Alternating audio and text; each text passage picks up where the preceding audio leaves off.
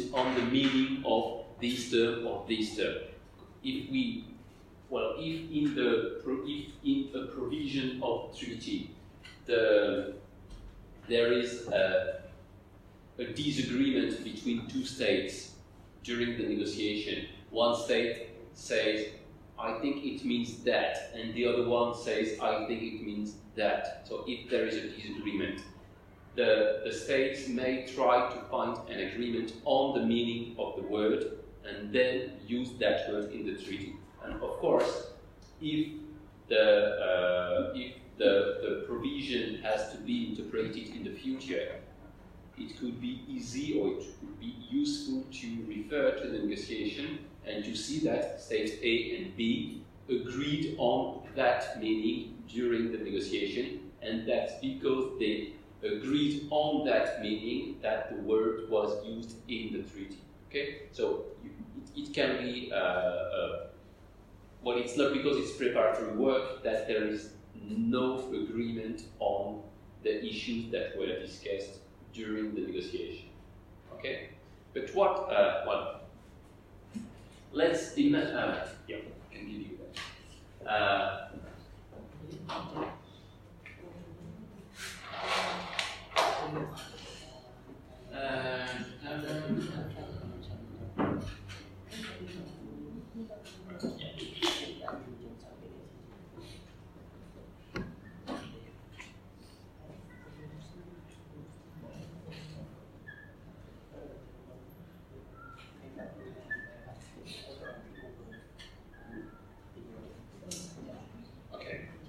Let's take one example. Montenegro, okay, is a former republic of Yugoslavia. Montenegro became a member of the United Nations in 2006. Okay, so Montenegro ratified in 2006 the 1945 UN Charter. If to interpret the UN Charter, you decide that the priority should be given to the travaux préparatoires, to the preparatory works.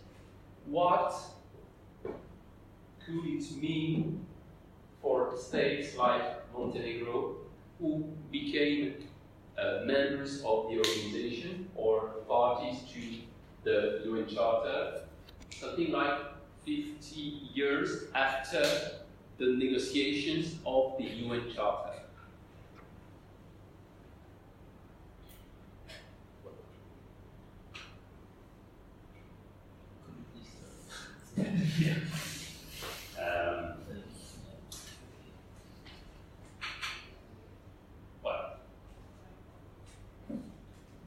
So you have a new member state of the United Nations. In 2006, that state, as any other member state of the organization, ratified the UN Charter. Okay, the UN Charter had been negotiated 60 years before, in 1945. Means that if in a dispute, if in a litigation, Montenegro invokes a provision of the UN Charter against another member of the UN Charter, what could be the consequence of taking into account primarily the travaux préparatoires, the preparatory works of the UN Charter?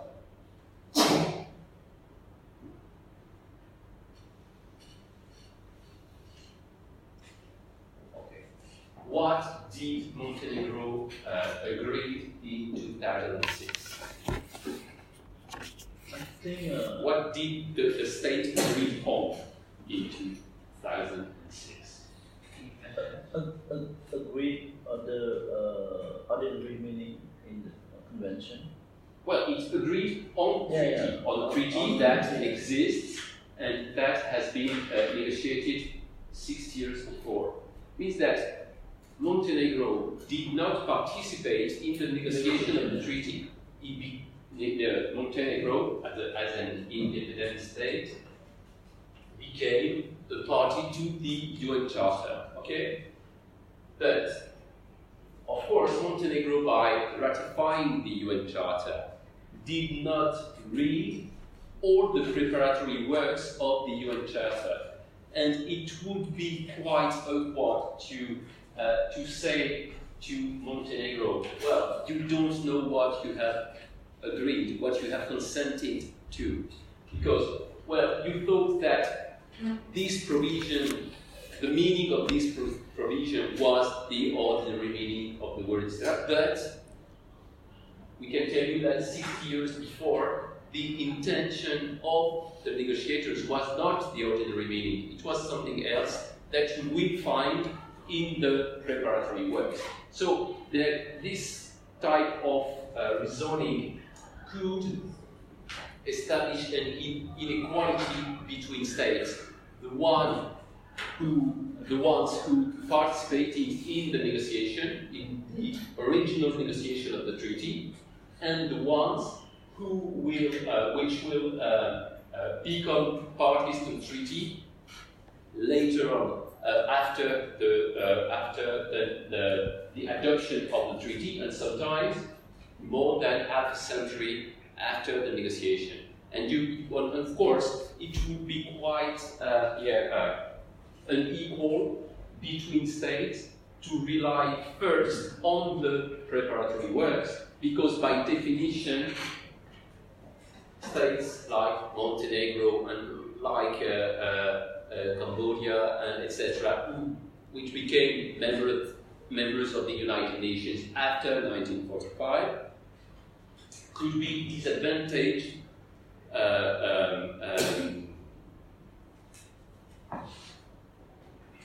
in comparison with states which negotiated initially the UN Charter in 1945. Okay, so that's one of the reasons why in the Vienna Convention it has been decided to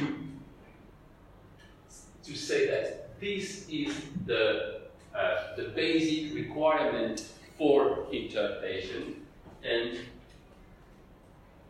this only comes in as a supplementary means of interpretation, but this cannot be the priority of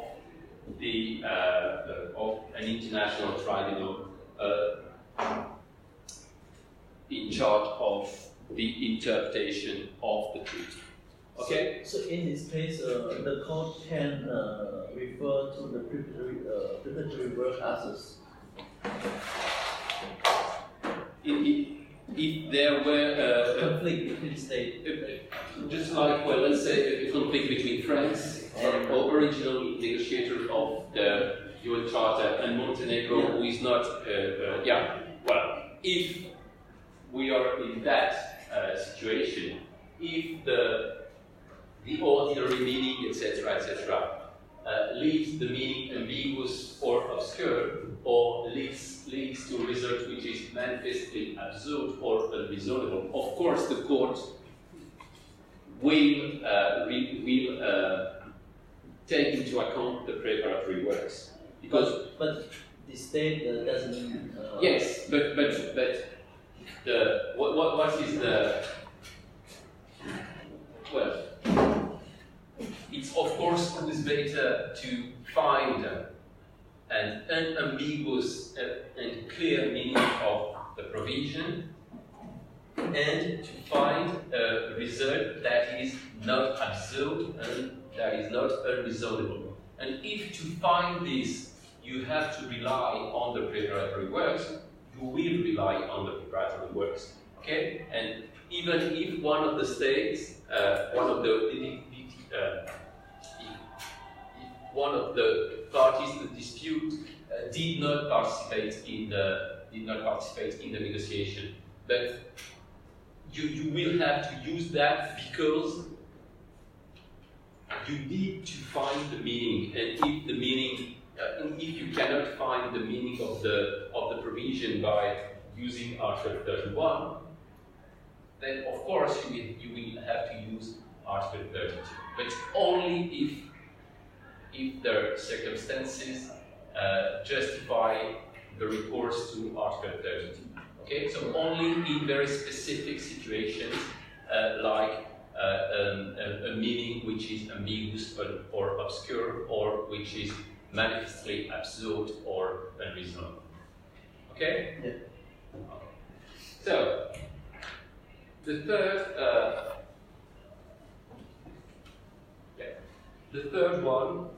third school of interpretation, teleological. What does this mean?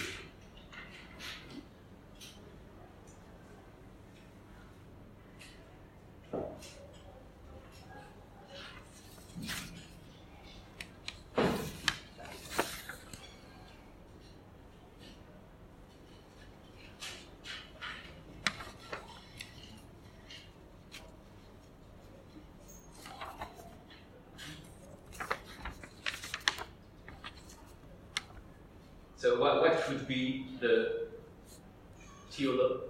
teleological approach of interpretation, or to interpretation?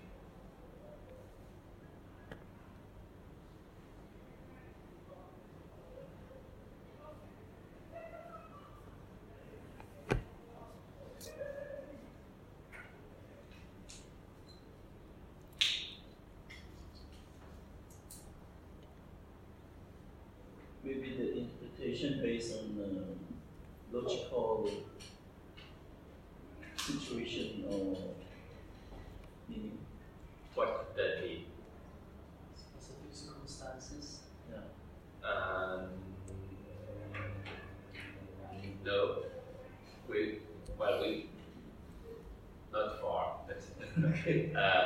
No, the theoretical approach to interpretation means that you have to rely mostly on the purpose of the treaty. Okay, meaning that a same provision in a treaty on human rights may have a different meaning. Well, a provision in a treaty on human rights may have different meaning from the very same provision in a treaty concerning trade or, I don't know, military cooperation or things like that. Okay? I think that the purpose of the treaty has to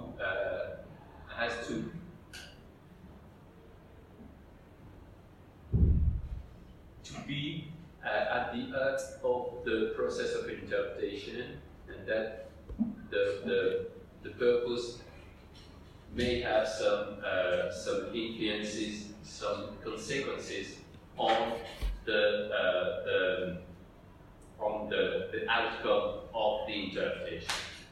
And this is so this approach is mostly recognized in Article 31 when we say that so Article 31.1, treaty shall be interpreted in good faith in accordance with the ordinary meaning to be given to the terms of the treaty in that context and in the light of its object and purpose. That the object and the purpose of the treaty will have an influence on the meaning of the provisions, will have an influence on the ordinary meaning of the word, ordinary meaning of the terms used by the negotiators of the treaty. And we can see that this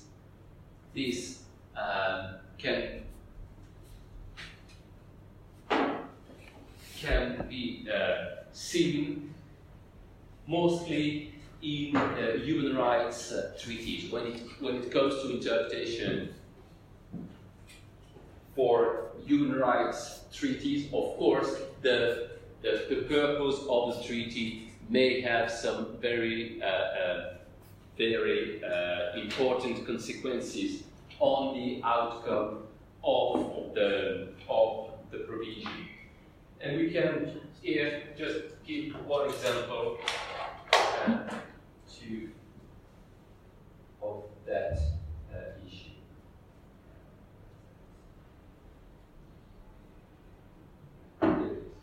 Yeah, it's the before the European Court on Human Rights in the Tyre case versus United Kingdom in 1978. So this is a quote of the judgment. The court must also recall that the convention is a living instrument which has the Commission, that is the European Commission of Human Rights, so has the Commission rightly stressed, must be interpreted in the light of present-day conditions. In the case now before it, the court cannot but be influenced by the developments and commonly accepted standards in the penal policy of the member states of the Council of Europe in this field. Well, the question was the qualification of some penalties taken against minor or juvenile criminals. Okay, can we judge someone who is under 18 as we judge someone who is an adult? Okay, that was the question. So, what does it mean to say that the convention is a living instrument?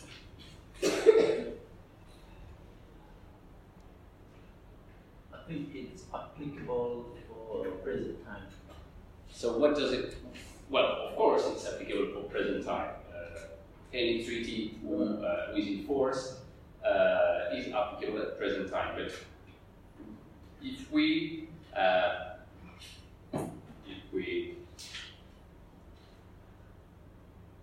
try to make the connection with the questions of interpretation, say that it's a living instrument. Well, the answer is here. Present day condition. But what does it mean? It's no expiration. It validates. It's what? It valid. It's the validity. It's still valid all the time. Yeah, well, it's still valid as long as it is in force. No, that's not what the court says. To me personally, I think living instrument means when something is living, it's growing, changing, developing. Okay. So this one, it has to be interpreted in the light of present day condition, so that what it was in the past might not applicable to now. Okay, and yeah, that's it. And what could be the consequences of that? What could it mean? Well, the European Convention on Human Rights has been adopted, the European Convention on Human Rights has been adopted in 1950, okay? Saying that the convention is a living instrument. What does it mean in a case decided by the court in 1978? I think after 1950 to 1978, some domestic law has been changed, some government has been changed, but the convention is still applicable because it doesn't take any. It doesn't follow the change of the government system or domestic law. But your colleague said that a living instrument is something that can change, can evolve. So you say two different things.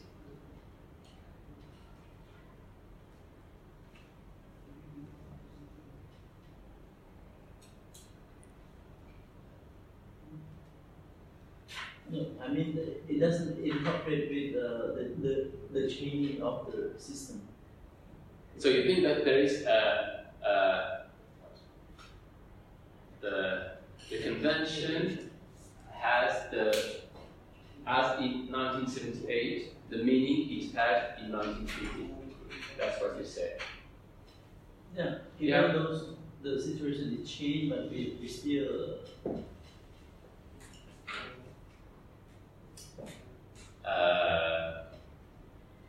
Well, that's not the definition of a living instrument. If you are a living person, you're not the one you were 20 years ago. No? Well, what the court says here in 1978, stating that the convention is a living instrument, it means that it has to be interpreted in the light of present-day conditions. What is the contrary of interpreted in the light of present-day conditions? What would be the contrary of that? What would be the opposite opinion? Positive. And what would be the past day conditions? What are the past days conditions?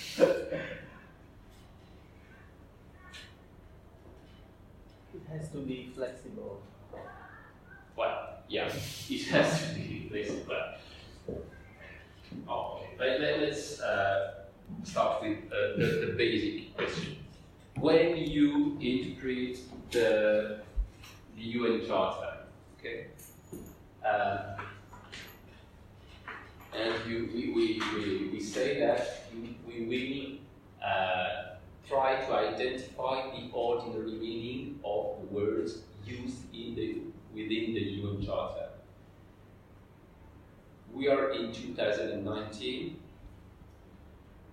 Do we have to rely on the ordinary meaning of the words in 1945, the time of negotiation and adoption of the UN Charter, or the ordinary meaning of the words in 2019, 75 years after the negotiation of the convention? I think it must be like the meaning should be at the time of adopting the convention. Yeah, the meaning should be at the time. So in 1945. So if you had, I don't know, if you have to interpret Article 51 that we have presented last week on self-defense. The Article 51 states that self-defense is an inherent right of every single state, etc., etc. If you have to interpret the notion of inherent right, you will have to identify what is an inherent right in 1945, what it means in 1945, because states agreed on those words in 1945, so having in mind the meaning of those words in 1945. And that is the common rule on interpretation. If we go on this case, if we apply the same reasoning before the European Court of Human Rights, it means that when you have to interpret, when the European Court of Human Rights has to interpret the provision, one provision of the European Convention on Human Rights, the court should identify the ordinary meaning of the words in 1950. Okay, so that's the rule. That the court said in 1978 in the Tiber case, and that's a permanent opinion of the court since then. It's been a permanent opinion of the court that the convention is a living instrument, and it has to be interpreted in the light of present-day conditions. It means that when you have to interpret the European Convention on Human Rights, you don't have to go back in 1950 to try to identify what could be the meaning of of torture, inhuman treatment, etc. but you have to identify the meaning of those words at the time of interpretation. So in 1978, and as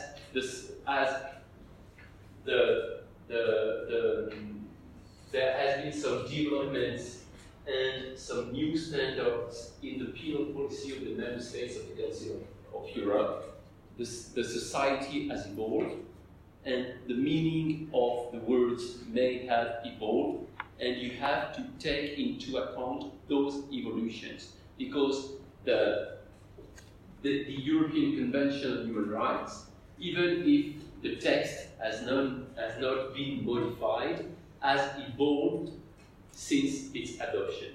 Okay, has evolved with the society, and you have to interpret that convention in the light of present day conditions. Okay, even though it already states the definition of, for example, tortures in the convention. There's no definition of torture in the convention. Article 3 of the convention just states that torture is forbidden. No, for example, if there is some convention that states that meaning in the convention, so the condition is changing. So the meaning in that convention and the meaning in a present day condition is different. Yeah. So can we still refer to the current meaning? Well, if we have the European Convention on Human Rights, Article 3 refers to torture. Okay. And you may know the New York Convention on the prohibition of torture, okay, from 1984. Okay, what you ask is, do we have to, or can we take into account this to interpret this? Is it your question? Yeah. We'll see that after the break, in maybe 10 or 20 minutes. Okay, that's another question. But what the European Court of Human Rights clearly states in the 1978 decision, in its 1978 provision judgment, is that the convention has not to be interpreted as it was by trying to identify the meaning at the time of adoption, negotiation of the convention, but the meaning of the treaty, of the provisions at the time of interpretation. The European Court of Human Rights has mostly used this to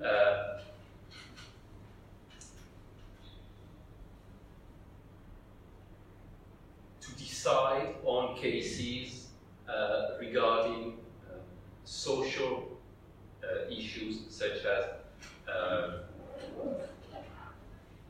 abortion, homosexuality, what are the rights of the homosexuals, transsexualism, the freedom of the press, which is of course not the same today and in the 50s, etc., etc. So the court says that the convention, the interpretation of the convention may evolve in time. In that what the court said in 1960 on one case may not be consistent with the European Convention on Human Rights today, because the meaning of the convention may evolve, which is of course quite awkward. But the convention, even if you don't modify the text of the convention, may evolve. The meaning of the convention may evolve. Okay? And so, of course, to decide this, you need a provision in the treaty to allow this kind of interpretation. The principle is that when the tribunal decides on interpretation, the tribunal has to interpret the treaty at the time of the negotiation, at the time of the adoption, except if the tribunal can find in the treaty a provision that allows it to interpret the treaty at the time, that allows the tribunal to identify the meaning of the provision at the time of interpretation. Okay? So taking into account the present day condition. And in the European Convention on Human Rights, this provision is this. The court says that this provision allows the court to develop what we call a dynamic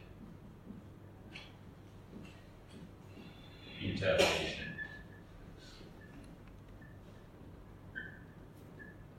Okay, so like this. Yeah. So, dynamic interpretation is this. In the preamble of the convention, it's written that considering that the aim of the Council of Europe is the achievement of greater unity between its members, and that one of the methods by which that aim is to be pursued is the maintenance and further realization of human rights and fundamental freedoms. So what do you think here could justify the dynamic interpretation of the European Convention on Human Rights?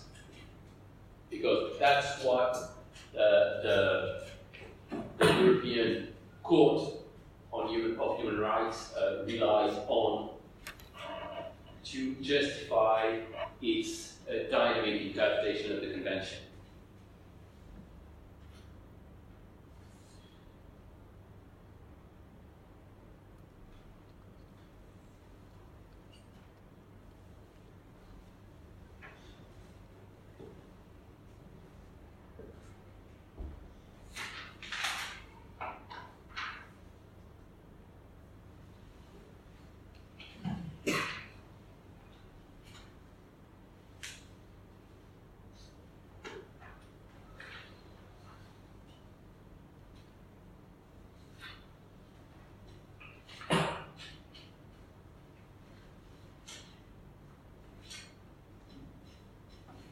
So, what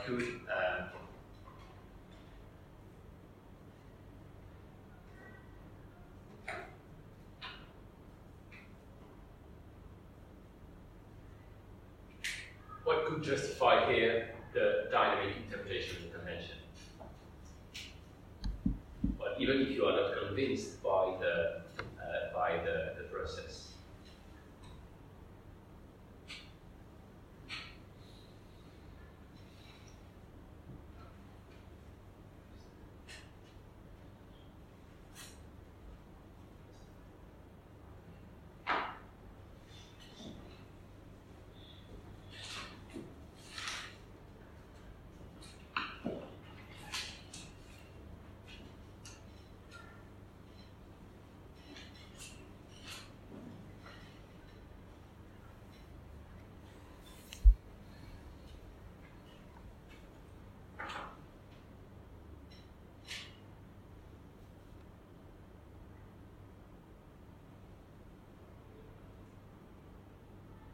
Quite a short provision. Maybe you should try to identify which part of the provision could be used by the European Court of Human Rights to justify the fact that the convention is a legal instrument. So this is a part of the preamble of the convention.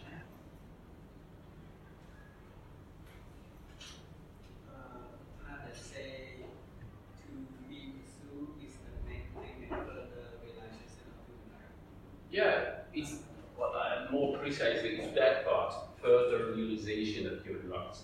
What the court says is that, well, the convention does not only, or by ratifying the convention, the member states of the Council of Europe do not aim to maintain the human rights and fundamental freedoms. It also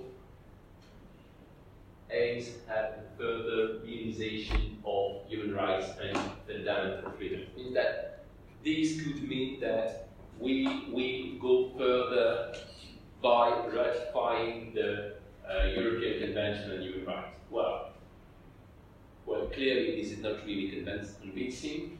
The court had to find some justification because, of course, it would be nonsense to say that the convention has to be interpreted referring to the meaning of the words in 1950. Of course, the European societies have evolved. The way we qualify torture, inhuman treatments, the definition of marriage, the definition of family, what is family, etc., etc., is not the same today in European states or in most of the European states, and it's not the same as it was in 1950. So, of course, the European Court of Human Rights had to decide in favor of the dynamic interpretation because of the purpose of the treaty. And well, the only justification that the court was able to find was in the preamble, which is, of course, not really convincing. But that's the way it has been done by the court. Okay, let's have a break.